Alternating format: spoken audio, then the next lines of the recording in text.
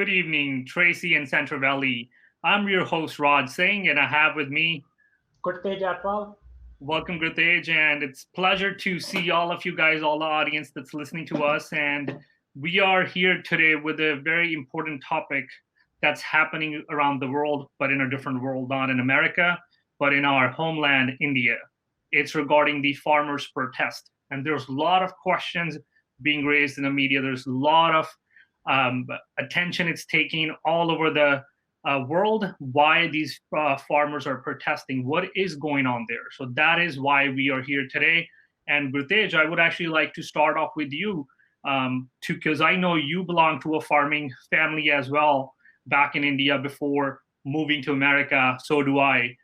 What do we know about these farmers' protests? And so far, what I know is there are three different bills that are impacting these farmers. Can you briefly tell us what are these bills? So, Rajdeep, 1.3 billion population, that is more than half population of India. They are in farming. So they are connected to farming in different aspects. So for these bills, during the COVID era, three bills, they were passed by Indian Parliament. Before these bills were brought into the Parliament, the farmers, 84% of them living across India, neither of them was consulted before the bills were being passed. Hastily, those bills were passed. After that, the farmers they were struggling to raise their voices, getting heard by the Indian government. They were doing their protests peacefully in their own states. On 26th of November, they started moving towards the Indian capital, that is New Delhi. Many atrocities have happened, human rights violations happened. Their voices have not been heard till date. Many of them lost their lives in this cold weather. They're sitting outside the Indian capital. So, but their voices should be heard. That is why we are here. Now, to talk about the bills, there are three bills to which farmers have raised their questions. They have not heard back the answers so far from the government. The first bill, the bill, it relaxes the restrictions governing on the purchase and sale of the farm produce. The second bill, it relaxes the restrictions on stocking under the Essential Commodities Act. And the third bill, it is dedicated a legislation to ensure that the contract farming that is based on written agreements. So these three bills, they have lots of questions. The farmers have lots of questions because farmers, their next generations, and they are very intellectual. They are in universities. They are affiliated to many organizations. So farmers are very strong organizations. So their questions have to be answered.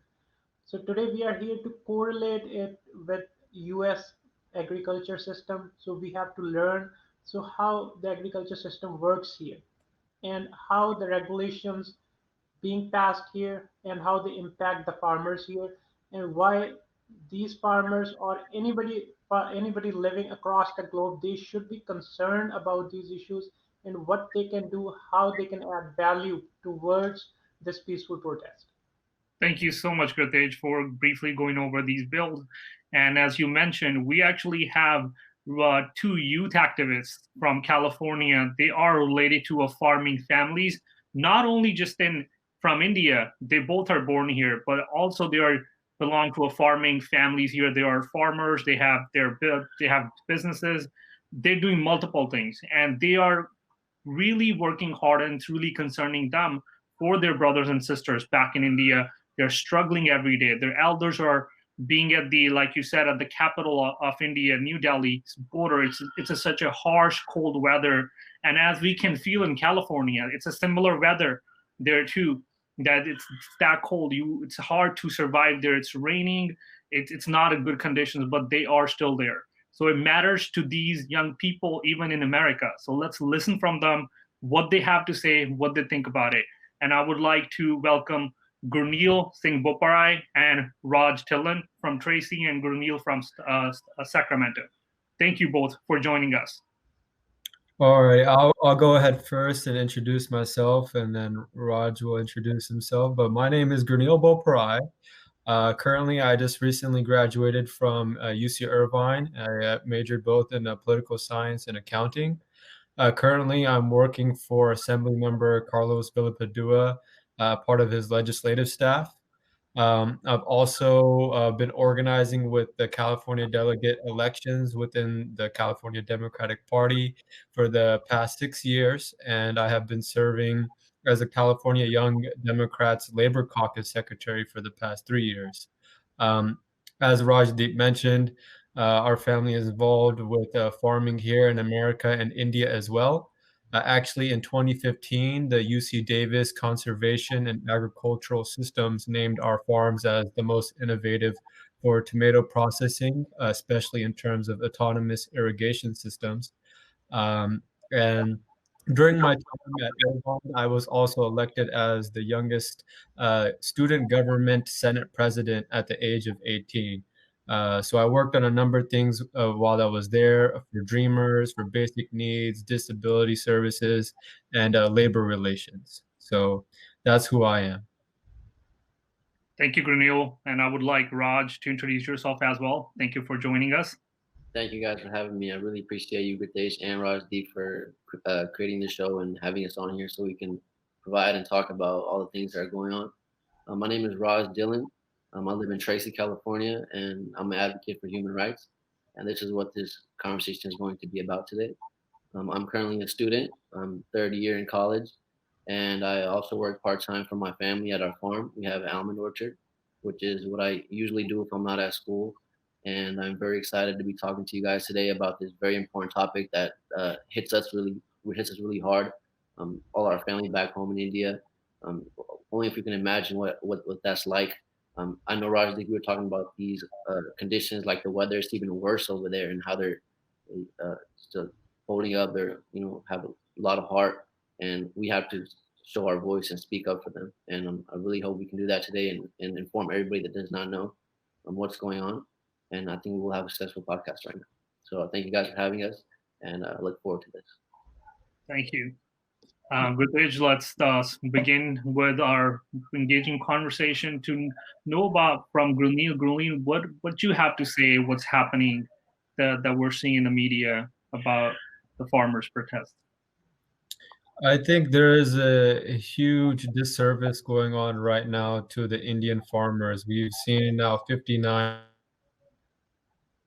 and yet the India media continues to label the Indian farmers as the ones that are aggravating violence. And we'll touch on later in our discussion about why this is very dangerous and why it's so important for the Indian farmers to continue their protests peacefully as they have been, and why it's important for us and different countries in the world to continue to support those peaceful protests.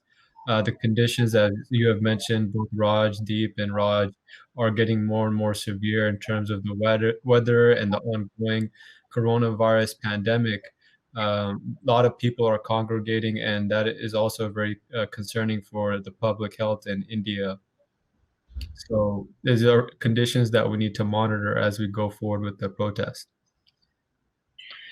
Right, Grunil. And since you are doing a similar farming work here to what's happening there, and you are working in the policy making department on the side, how do you what's your point of view and perspective regarding these laws? And if you're comparing or thinking from the American perspective, as American here, because a lot of on my end, we have our non-Indian friends. They may or may not fully grasp what's happening. So for them, how can we articulate that message? That's a very good question, Rajdeep. Actually, Raj and I have both kind of prepared a statement to answer exactly that question, as it's been arising more and more in our community. We have here a paper formulated by Stephen D. Krasner called, the paper's name is State Power and the Structure of International Trade. And Mr. Krasner himself is a Stanford professor who adheres to the neo-realism thought, which is the theory that state power is the most important tool in international relations. And Mr. Krasner was also the director of policy planning for President George W. Bush. So this paper that he has prepared and we have kind of summarized and have an analysis on in relations to the Indian farmer protest, it is based on neoclassical trade theory. So basically in this theory, Krasner is arguing that the level of trade openness and international economy hinges on the interests and interactions of the most powerful states in the system. So I mean, based off that, we can also understand when he says the most powerful states. So, who are these people? Who are the most powerful people that are influencing these things? We can maybe come up with some examples like, is it China? You know, is it United States? Who are we talking? Are we talking about neighboring countries? You know, so this brings up that question that we can somehow try to figure out an answer to. yeah, so Krasner begins by identifying that one aspect of the international economy is the structure of international trade. And that is the degree of openness for the movement of goods as opposed to capital, labor, technology, or other factors of production. So by altering the trade structure, so are we going to ask if Modi's trying to reduce the capital value of Punjab's land, of our land back home, which we not only did we grew up on, I don't know how long it's been since the early 1900s. Our whole family has been there. So this does not just hit as a human rights aspect. It's more about just personally how much this affects us, and we got to understand like how much are we going to avoid further investment in technologies that can benefit water limited farmers because there's not unlimited source of water over there. So that's also another huge topic that we have to understand. So Krasner further states that with the state power theory, an approach that begins with the assumption that there is a structure of international trade is determined by the interest and power of states acting to maximize that goal. So based off what Gurnil just said, that kind of summarizes the fact that Modi is trying to attempt to increase the power of India as a single state, basically, and just totally disregarding Punjab, or disregarding the farmers and the people who work with their hands and don't get any commodity for that. They don't get nothing, no respect for what they do. Yeah, no, thank you, Raj and Gurneel. So that is correct. So the farmers, they have the information, they have the knowledge. Before anything happens, any bill or any kind of regulation happens for anybody, they have to be consulted. Right. So in that regard, so if I ask you, Raj, so can you just summarize so how a bill is legislation even at the city level, how those things are being implemented? Like, are the citizens who are getting impacted, are they consulted? What's the process, just to understand for somebody? That's how it should be to create a law that's going to affect not just you but another person, right?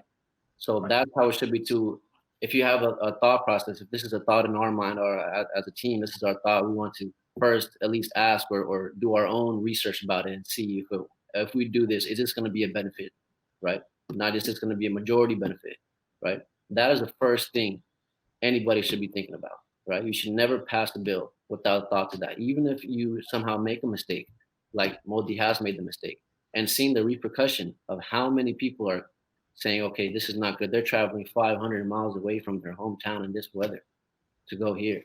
And they're still not, their voices aren't being heard. They're being labeled as terrorists. So based off that, how we would do it over here is totally different on what's going on over there. This is what they're creating. I want to create one state of India. They want to totally wipe out our homeland and what we grew up on. Yeah, no, in a democracy, as you have mentioned, the citizens, they make the governments, they make the policymakers. So it's their right to listen, to learn about what laws or regulations will be impacting them. So that is a huge difference what happened there and why everybody in this global world, they have to stand up for them. Some regulations were created, they were never asked. Now they are asking questions, nobody is answering them. So now I'll take it back to Rajdeep. No, that's exactly, and if you're looking at the from the globalization perspective, and Granil, since you work more on the policy making side, it seems like there's a bigger fish to be fried here. If we're talking about looking into the climate change perspective. What is the real goal behind it? Because when we talk about a very small scale farmer, that's especially being in India or being in Punjab state, that person is relying on the source of income for the entire family. So if there's not a minimum standard price that's being set, it would be really hard for a small scale farmer to survive. So those are the some questions and some the controversial pieces from those laws are that I think that that all the farmers are scared, and that's why they are there to make their voices heard. And I would like to hear from you from the law policy making perspective on that.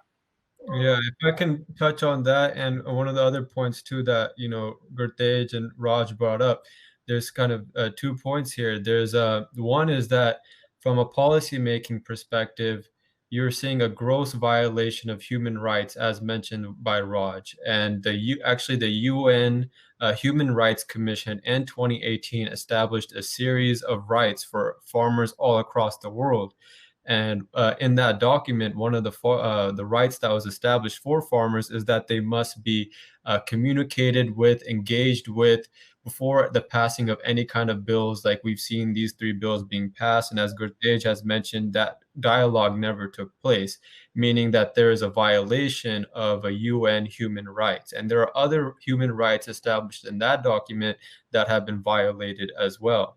And to answer your question about climate change, that is now a huge topic because now today we've seen the Democrats have won the Senate. So now they have complete control of the federal government at the presidential level, at the Senate, and at the House. So when Joe Biden comes and reaffirms California, when California says by 2035 we want to eliminate the sale of all gas cars, Joe Biden comes out and says we're going to take it a step further. By 2035 we're going to have a super fast green grid for America, meaning that there is zero carbon being output by America.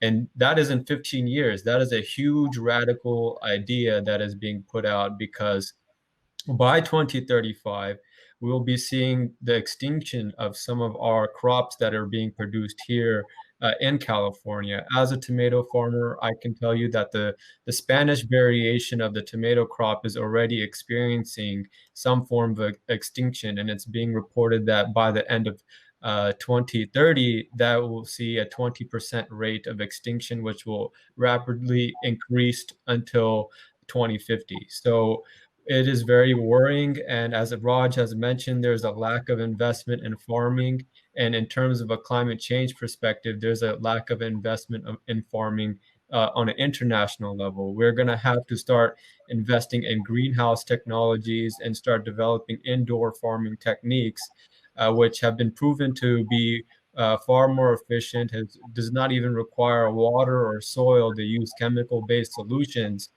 to farm indoors. So we're seeing a lot of the foods being produced for certain restaurants in the LA area.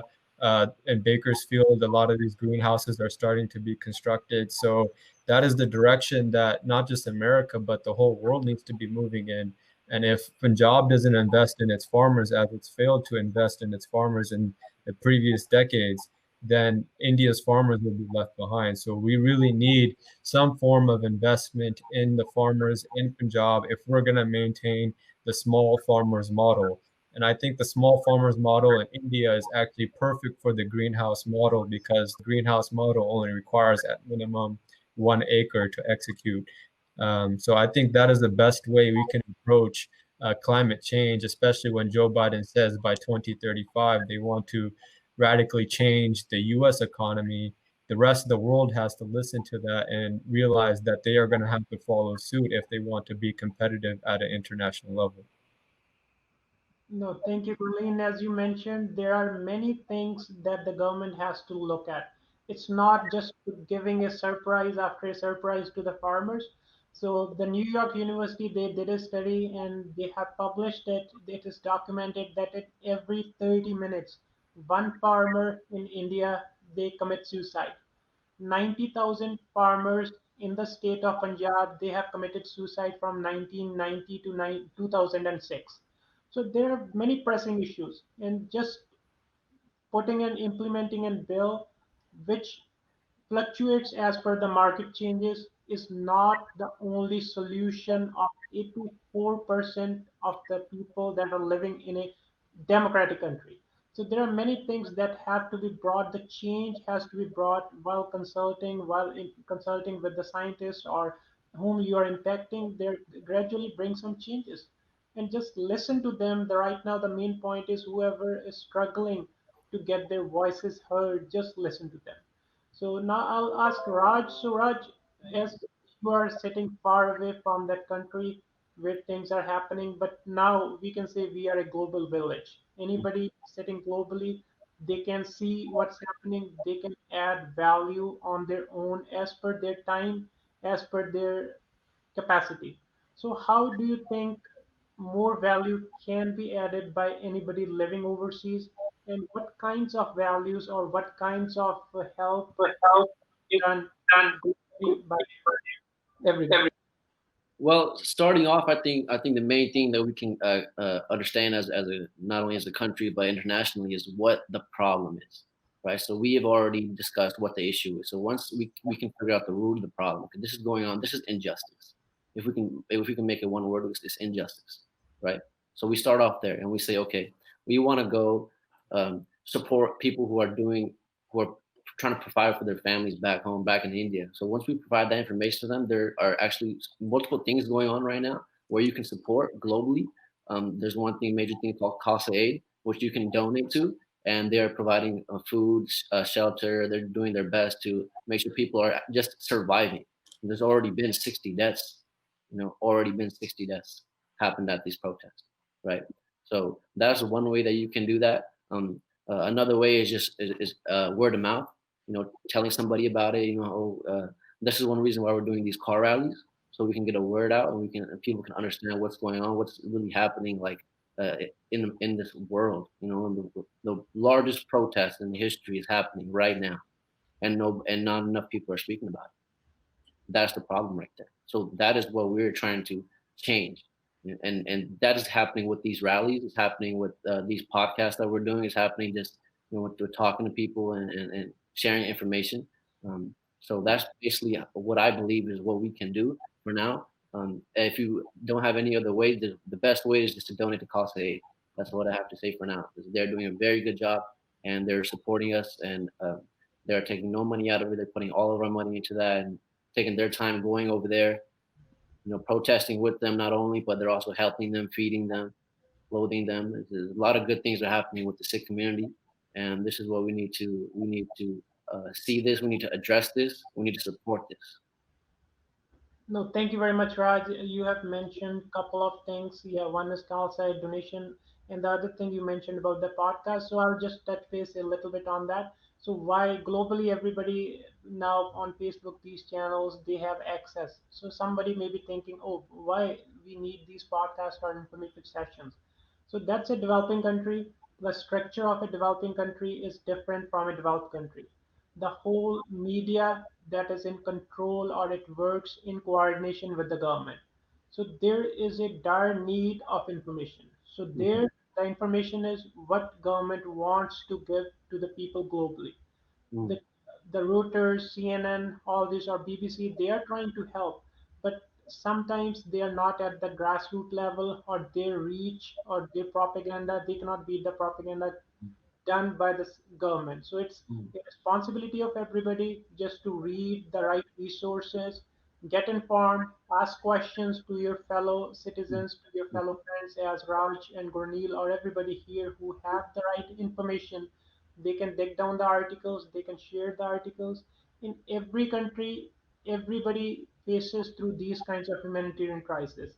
As recently in the United States, we have faced the Black Lives Matters. So anywhere, any humanitarian crisis, whoever is a responsible citizen, they work with them to solve those issues. So now is the time, everybody, irrespective of their background, they have to understand the issue first. What the issue is, then they have to come together to help each other for the humanitarian crisis. So now take it back to Gurleen, Gurneil. So as Raj has mentioned about the car rally, so will you please share something? There is a car rally that you have worked tirelessly to organize. Please share us with what this is about and how these car rallies that are happening across the globe they add value. And Yeah. when and where is it happening as well?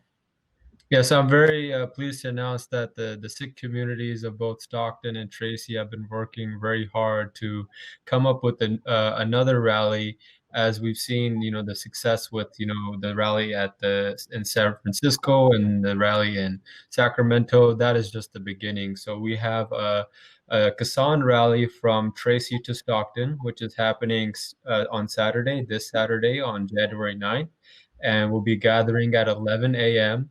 at Guru Nanak Prakash Tracy Gurdwara, which is on 16101 West Grant Line Road in Tracy, California. And we will be taking it to the Civic Center Stockton Waterfront, which is just outside of the office for Assembly Member Carlos Villapadua. And we'll be having Ardas and Samapti at Gadri Babbe Historical Group at Stockton, California. And we are very much hoping that with this car rally, we can kind of initiate the next step for not just bringing awareness, but to get the California government, which has been fundamental in recognizing the first government in the world to recognize the 1984 Sikh genocide, to also step forward with their community once again and to recognize this injustice that is going on in India, and to protect Indian farmers and to protect farmers across the world, as we'll see with the free market approach. There is no true free market to agriculture, but India is trying to change that, and that will have a radical impact on the international agriculture community. So we hope that with America being the beacon of justice and democracy, that they will step forward and tell India that what is going on, their violation of human rights, it's not right, and these bills must be repealed, and they must engage with India's farmers before they do something like this. Well, thank you so much, Gurneil and Raj, and we look forward to join you guys in the Saturday's rally. And as you mentioned all the details, I would make sure that after this live podcast, we will put in writing the location, the timing, and where you can gather, and how you can be a good participant on Saturday. And other than that, if Gurneil, if there's any other flyer that you would like to share, he would also give it to us, and he will post on his Facebook. You can follow him on Gurneil Singh Boparai's Facebook and on his Instagram as well. And same goes for Raj Dhillon. And he has Facebook, Instagram too. So you can have any questions directly to them or let us know, and we can reconnect with you guys. Thank you so much for your time, Gurneil and Raj. And it's a wonderful talk. And I hope it would make some good awareness among our friends in America. And we can be a good put a good benefits towards our farmers that are struggling in our homeland, and we pray for them. Thank you so much, and have a wonderful evening. Absolutely. Thank you so much for the platform, Rajdeep and Gurtej. Thank you.